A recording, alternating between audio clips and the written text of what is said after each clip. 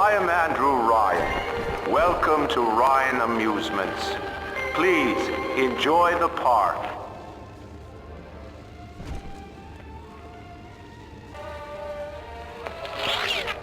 Ryan wakes one night while cruising the Atlantic in his steamliner, the Olympian.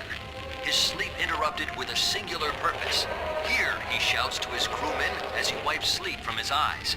Full stop. We begin building here. Refitted for heavy construction, the Olympian returns with a new cargo. A state-of-the-art submersible platform, nicknamed the Sinker, ferries supplies and workers to the sea floor, fathoms below. After initial supplies have been brought to the seafloor, the platform is permanently moored in the sediment.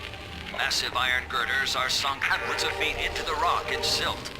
Below the platform, engineers work to overcome obstacles such as diamond-hard rock, obstinate sea life, and unexpected help.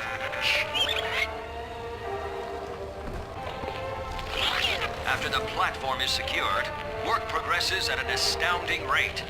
Designed to be the foundation of Rapture, workers toil around the clock to create the metropolis you see today. Greetings, everyone, and welcome to Game Break, the full coverage writer's presentation where we take a few moments to look at the plot and story behind some of our favorite video games. Will here, returning once again to Rapture as we resume our story and trek through BioShock2. When we last left off, we learned from Dr. Tannenbaum that our good buddy Subject Delta here has a pathological link to Eleanor. He must save her, he must find her, and if she gets too far away from him, he goes into a kind of coma. We still don't know what's woken him up, but now he must get to, I believe it was Fontaine's place? I forget the exact name of the place, in order to find Eleanor. With the aid of our new friend Sinclair, we've come to Ryan Amusements to continue our journey.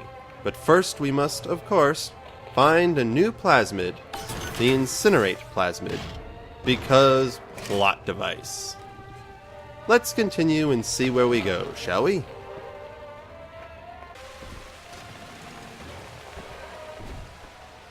Until you arrive, Father, I'm trapped here. Smuggling these gifts out is the most I can do to help.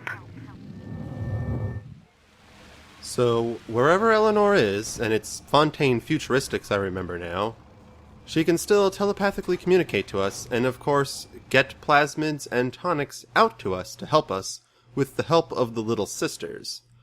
But she can't leave there without our help. In ethical psychiatry, we must account for... Eleanor Lamb speaking. Mum says I'm not to play with the other children because they're being raised on a diet of dog-eat-dog. I wanted to see these dog-eaters, so I waited until Mum was gone and went out to find one. And guess what? The dog-eaters wear human skins. It makes them look just like us. It's kinda cute that she took that metaphor literally, but also kind of disturbing that she was so isolated by Sophia. We already know that Sophia Lamb was raising her to be some kind of grand leader of the new perfect world she wishes to create here in Rapture. Hey look, more of Sophia Lamb's book. But it's also a little sad that the poor young girl was isolated. But I do wonder, are the other children the other little sisters, or just other little children in general that she was being kept away from? Either way, it's somewhat sad.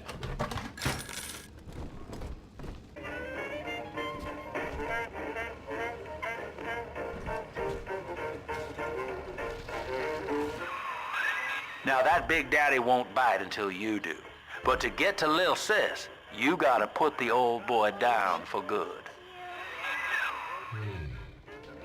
So that's a little bit different from the first BioShock, wherein in the first one, if a little sister saw you, she sent Big Daddy on you right away. But if a Big Daddy was walking around without a little sister, you were perfectly safe as long as you didn't damage the Big Daddy. In this case, Big Daddies won't hurt you at all, and it makes sense because to a little sister you're just another Big Daddy. You're not a threat. Until you attack first. And boy, do the Big Daddies not like it when you attack first. And they hurt just as much as they did before.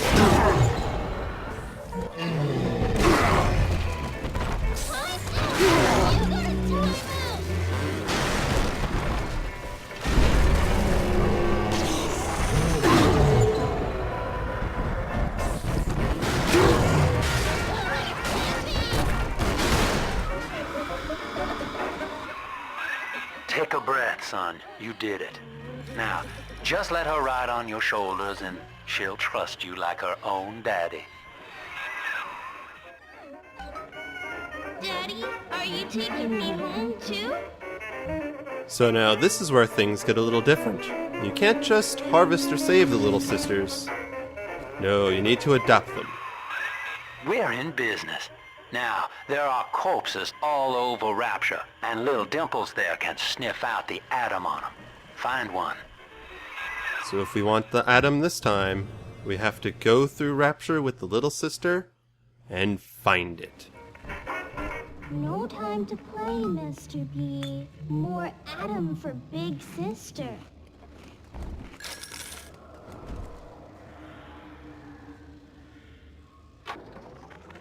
I found one of those children at last. Filthy dress, all alone. I approached her, praying that it was my little girl. But she was gorging herself on blood from a corpse. It wasn't her. I stared, just reeling. And then that skinny, armored freak that took Cindy jumped me, shrieking like an animal. I escaped, but could Cindy have become one of those things? Ryan, I've got to find her, now more than ever. Sufficient power to any individual is to create a tyrant. We must therefore eradicate tyranny at the genetic level to end sin itself. That is the family. That is our cause. So a few things were a little bit back to back there. First of all, we got another message from Meltzer. May he achieve victory in his quest to find his own little Cindy. Seems he finally found a little sister himself and was understandably horrified with what he found. But we also learned that it was the Big Sisters that went to the surface and kidnapped the little girls in the first place. Speaking of Big Sisters, I don't know if you caught it, but our little sister said that she was collecting Adam for the Big Sisters. Which kind of is frightening, but makes sense. And of course, the little message from Sophia Lamb states that she's trying to overthrow tyranny on the genetic level. It seems her paradise may involve altering people with the use of Adam, which explains why she needs little sisters, in order to get rid of whatever genes she believes are responsible for causing tyrants. Because apparently one person in charge leads to tyranny every time. She's got a juicy one, but when she starts draining out the atom, the splicers will come running. Be ready before you set her down on that body. Something I think we already knew from the first BioShock, but yeah, when a little sister starts harvesting Adam from a dead body, or an angel, splicers come running from everywhere because they crave that Adam. And that is pretty much why the Big Daddies exist in the first place, to protect the little sisters that are harvesting from splicers. And since right now we're the Big Daddy, it's our job to do the protecting. This one has Adam. That is a child of the family, not a toy for you to exploit and discard. It is fitting that you expire here. One more forgotten curio in Ryan's shrine to the self. Here they come. Keep the splicers off her now till she's finished, or they'll never give up the hunt. So of course, Sophia Lamb knows exactly what we're doing. Surprise, surprise. I find her concept of the family to be interesting, though. You already know, according to that message, she's opposed to one person being in charge and opposed to tyranny. So she wants to create a kind of family, as she calls it. Unifies everyone. In some ways, I wonder if it's really all that different from Andrew Ryan's idea of the Great Chain, where everyone was a link in the chain. But I'm sure to Sophia Lamb, it's very different.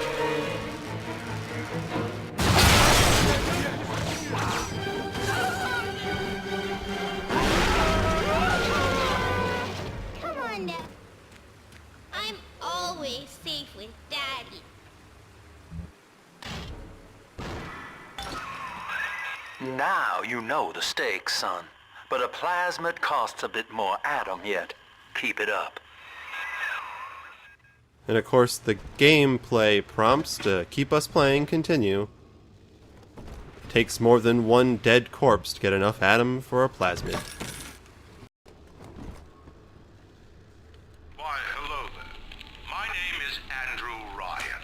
I built the city of Rapture for children just like you, because the world above had become unfit for us. But here, beneath the ocean, it is natural to wonder if the danger has passed. If those we left behind will ever come to their senses. So, let us imagine, you and I, what might befall us on the surface. So, like the creator of this park said, Andrew Ryan... golf club. Andrew Ryan took his opportunity with this place to turn it into a kind of brainwashing camp for the children of Rapture, to show them exactly what it's like to live on the surface, and why living in Rapture is so much better. In time, we will get to see exactly what he was telling the children of Rapture about the surface.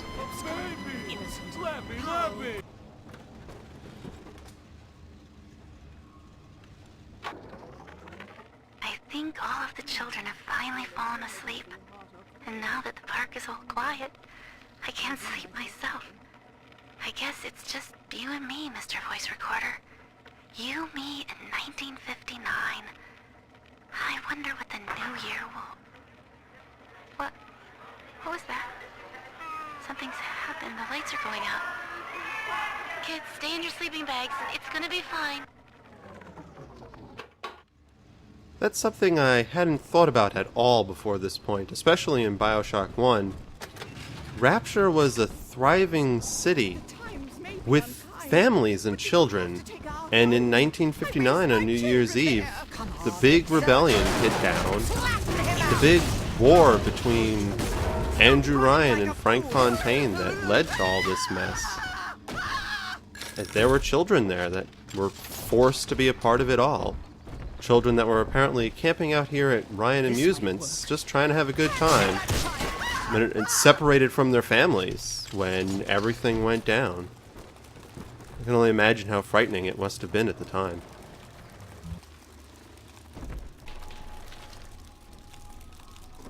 On the surface, the farmer tills the soil, trading the strength of his arm for a home and lands of his own. But the parasites say no. What was yours is ours. We are the state. We are God. We demand our share. And this is what Andrew Ryan was teaching the children of Rapture. In an amusement park, no less. You can definitely see why the owner of this place was a little miffed about Ryan's changes.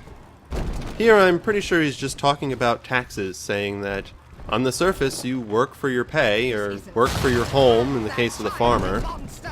You work to make your food and keep your home, and then the government comes in and says, no, you owe us taxes. You have to sell a certain amount of your harvest to people and the government and whatnot.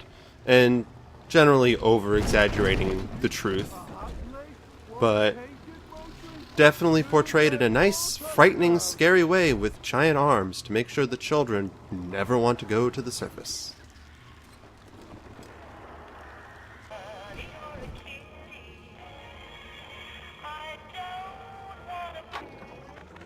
I've been rationing my supplies ever since the park got cut off from the rest of Rapture.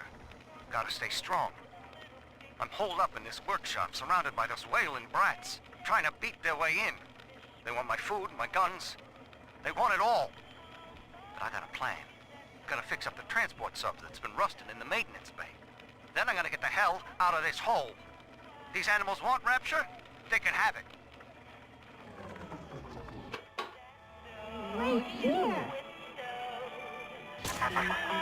I do not hate you, Delta.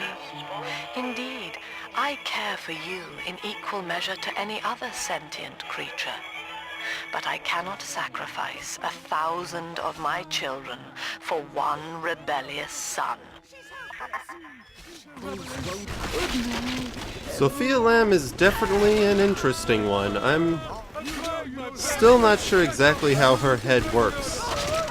She says she cares, but we're in her way. Our presence defies her plans, so obviously we must die. I don't know, it's just very interesting. I'm not the psychological type, so there's probably a few things behind her I'm missing, but hopefully the blanks will be filled in later. And as for Fiddleston's little recording there, it's wonderful how when chaos erupts, everyone goes right to a fend for yourself mentality.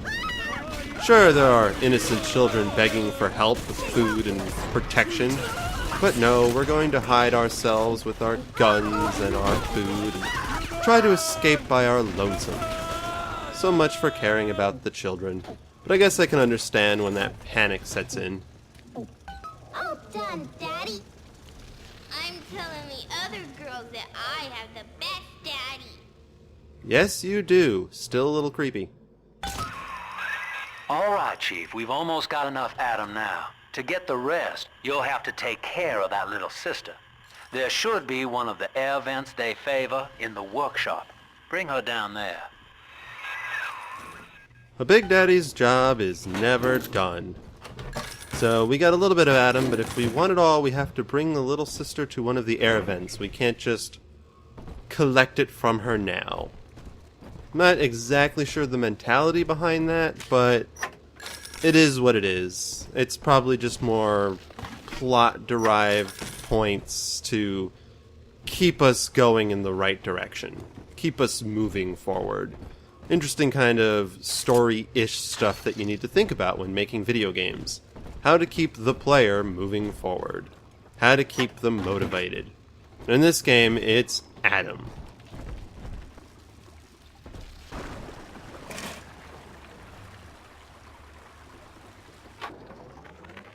Lamb is becoming a problem. The woman is a damned collectivist. Here in Rapture, how could the Council fail to see it? Worse, to hide her intent, she gulls these patients of hers into a religious frenzy. A new Kremlin will rise and swallow the Council House before they realize they've been had. I will not have my city swindled by the parasite. Guys, it is time, I think, to call Sinclair. So yeah, it's clear that it didn't take long for Andrew Ryan to regret bringing in Sophia Lamb. She took her position as the city psychiatrist to essentially convince people that her way is right and Andrew Ryan's way was wrong, thus creating a nice little rebellion under her control. And when that happened, Ryan decided to turn to, I'm assuming, our new friend Sinclair to somehow solve the problem. Which sounds interesting, but really the concern there is, if Ryan liked to turn to Sinclair to solve his problems, do we really want to get his help now? I suppose we'll just have to wait and cross our fingers and hope for the best.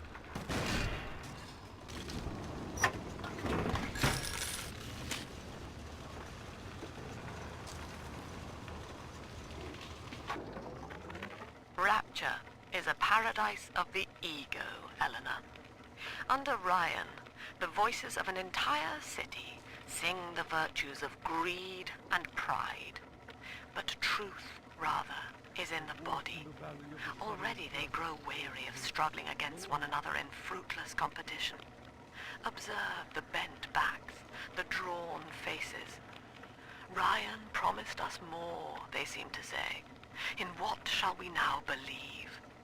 And Eleanor, it is our task to answer. This one I understand, but this one isn't as complicated. Basically, when Rapture was in its heyday, people would say, yes, this is a great city, because they wanted to believe it was a great city and justify themselves moving out here.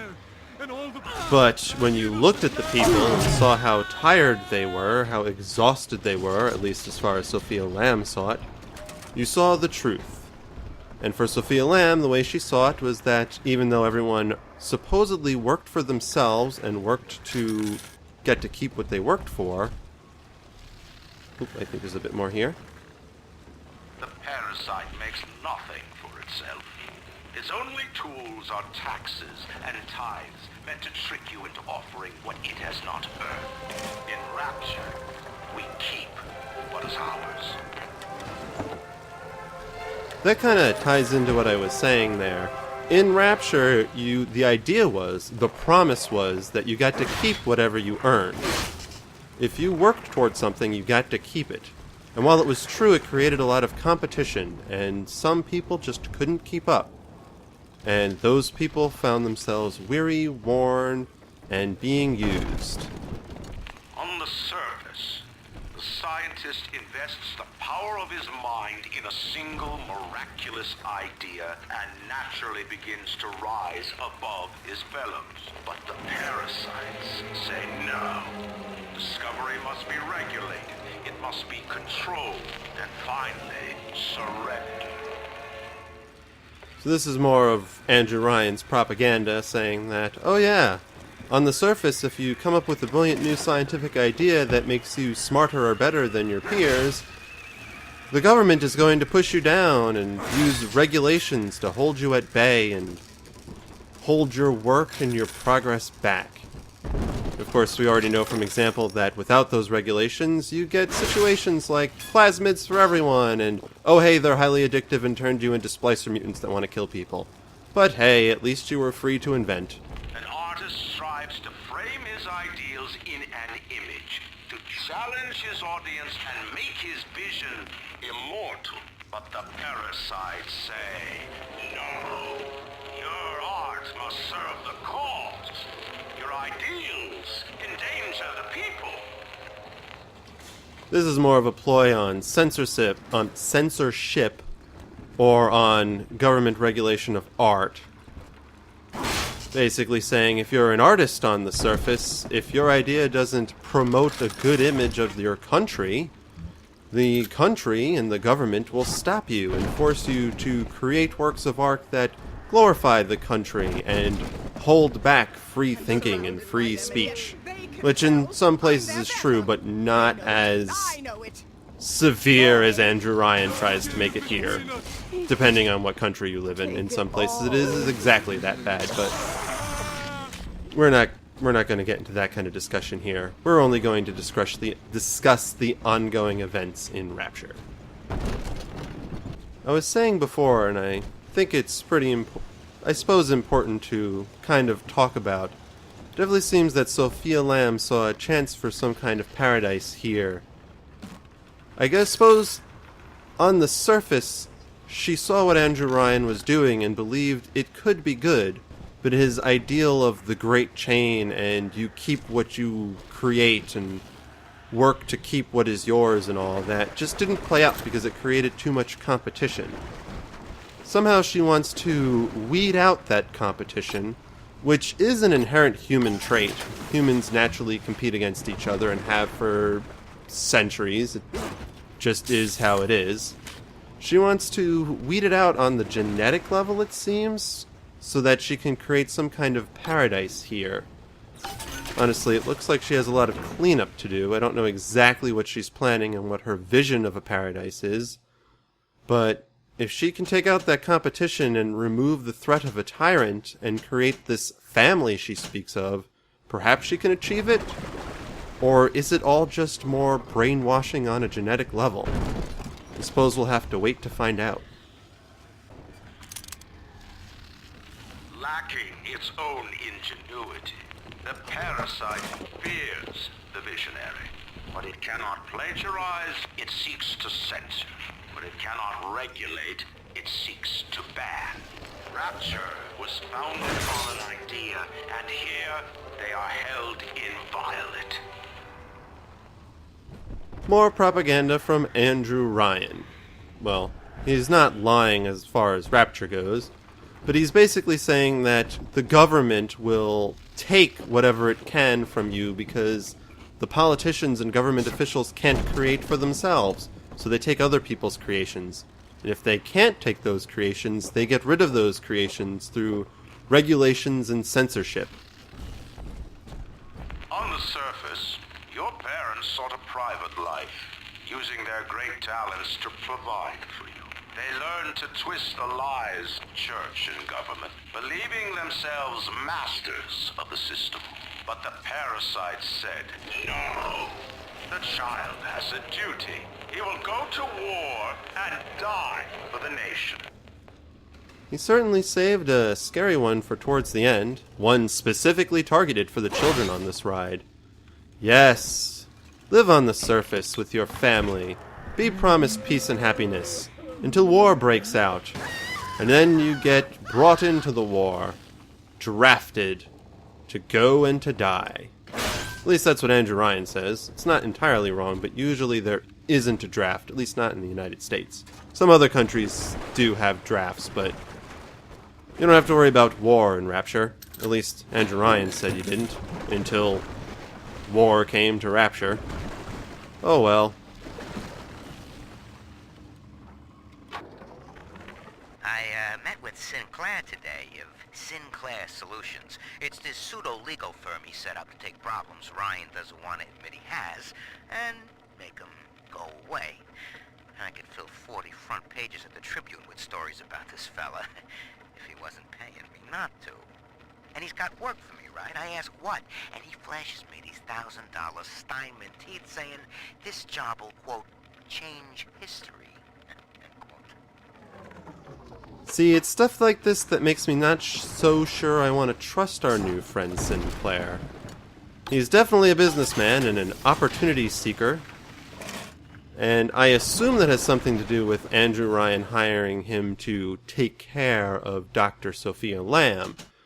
But clearly, Sinclair had his fingers in many things and knew how to turn situations to his advantage. We just have to make sure he won't double-cross us at some point. Toys have toys. Well, that's about all the time we have for today. I want to thank you all for joining me on this adventure. As always, feel free to continue the conversation below in the comments. Just try to keep it spoiler-free. If you enjoyed the video, give that like button a push. And feel free to subscribe to our channel for more great videos from us at Full Coverage Writers. And until next time, get out there, be creative, and be awesome.